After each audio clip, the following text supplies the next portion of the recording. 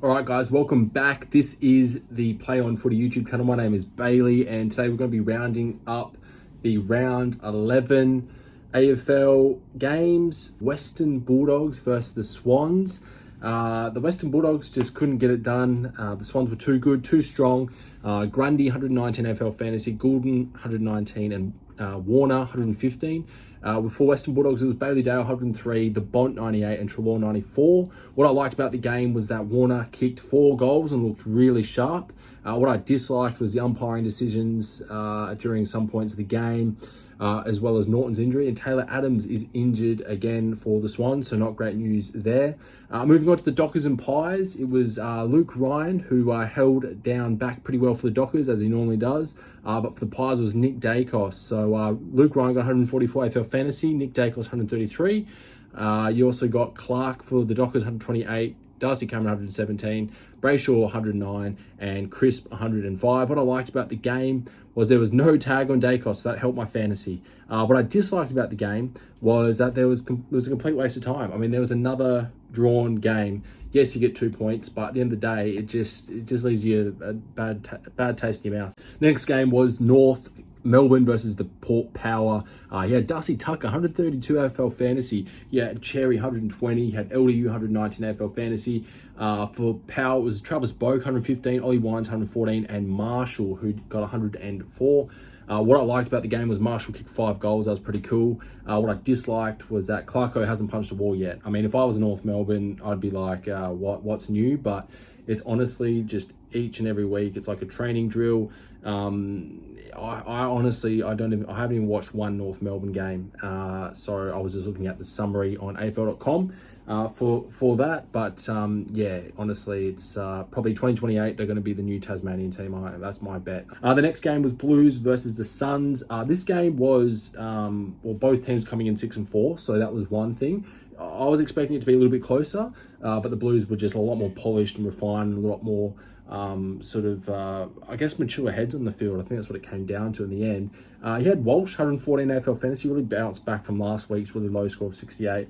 Then he had TDK in the ruck as Pitternet was out with a finger issue. He got 112 AFL fantasy and he'd spent a bit of time forward, which was good to see. Blake Acres, 111 AFL fantasy. And for the Suns, it was Big Witsy, got back from his little rest last week, 107 AFL fantasy. Matty Rao, 97. And Mac Andrew, awesome down back, holding Kerno. And it was at times on Mackay as well. Fantastic job he did.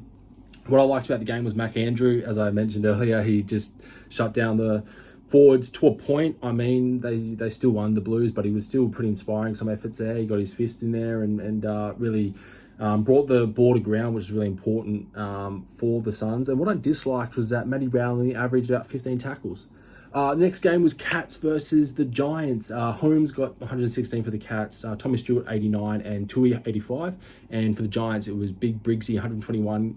Green, Toby Green, 108, and Angwin, 93. What I liked about this game was Riccardi kicked 4 goals, 1. What I disliked was that the Big Tomahawk picked on my man, Sammy Taylor. Big 356 club game record for the Cats. But nonetheless, I think Sammy Taylor did a great job in that game, stopping the big man. The next game was Tigers versus Bombers. Big Nank Tank, 100 AFL fantasy. Martin, Dusty Martin, that is, 88 AFL fantasy. And Shai Bolton, 81 AFL fantasy. And for the Bombers, it was Ridley, 132, Nick Hine, 110, and Merritt, 109 AFL fantasy. What I liked about this was Martin wasn't looking too dusty, pardon the pun, and dislikes was that Bombers are looking pretty comfortable in the top 4. I mean, I'm not a big fan of the Bombers, but for them, it's gone pretty good so far. And they've got a pretty steady run home. They've got probably the easiest draw out of anyone in the comp at the moment for their run home. So they are looking pretty likely at this stage to play finals. The next one is Hawks versus the Lions. This one, I wasn't really too... I mean, I was surprised to a point. I mean, I knew Hawks were going to bounce back after their loss to the Port Power last week. But for the Lions, I mean, they drew to Crows, and I just think they're just nowhere this season. It's I can't sugarcoat it any more than that. For the Hawks, it was Amon, 125, Day, 102, and Ambrosio, 98. And for the Lions, it was Berry, McInerney, 103, and Neil, 103 as well. What I liked about the game was Amon and Day looked really good for the Hawks. I mean, their centre or mids, I should say, their midfield line has been sort of misfiring the last couple of rounds. I mean, when I say last couple of rounds, pretty much every round up until this round, or even last round against Port, they were up and about. But it's been a slow build for the Hawks, so it's good to see those guys sort of firing, as well as Ambrosio and Newcomb. And what I disliked was that Rayner only managed 7 touches for the Lions. I mean, this was a guy that was in the top 10, I think, picks when he debuted a couple of years back. I want to say a couple of years back, but he's been in the system for a while now. I want to say 2017, 2018 he came into the scene. So that's a bit of a worrying sign for the Lions. And yeah, where to next for the Lions? I just don't see them playing finals this year. I think, have them in my top 8. I'd have to revisit that pretty soon. But yeah, not great signs for them. Demons versus the Saints. Gawn, 152 AFL Fantasy, massive. Salem, 133 AFL Fantasy, massive. Viney, 105 AFL Fantasy. Saints, still 122 AFL Fantasy. Wanganeen Miller, 108 AFL Fantasy. And Sinclair, 98. What I liked was that Gawn showed he's the number 1 ruckman in the AFL, hands down. I think he just displayed such prowess, kicked a goal. He was running around like a gazelle.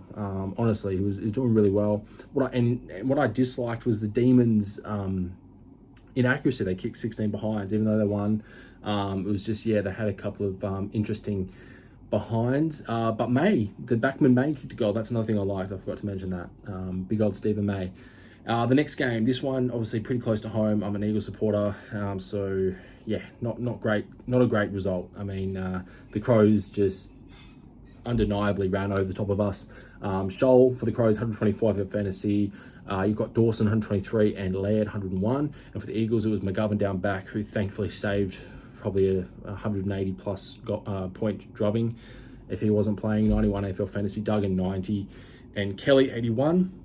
What I liked was I guess I didn't like it, but for the Crows, if I was a Crow supporter, it was a training drill for the Crows. And I guess, yeah, coming off, as I said last week against Melbourne, to dish up that sort of effort was just, there's no positives I can really gain from it. I mean, the only positive that I can see, which I've actually written as a dislike, is that Harley Reid was the only one that looked like he was actually trying out there and actually going all out and trying to generate something. I mean, that's quite worrying signs. I just don't know how you can go from winning against Melbourne by 30-something points, 35 points, to getting abolished by 99 points by Crows, who aren't really a top 8 contender, and they're not anywhere near as good a side as Melbourne's. I guess the inside 50 entries were quite poor, and we got killed in clearance from the middle that I could see. But yeah, on to next week against the Saints at Optus. Surely we can bounce back from this, hopefully. But what do you guys reckon? Comment down below, like and subscribe. What you're looking forward to the next round 12. I'll do the predictions in the coming days.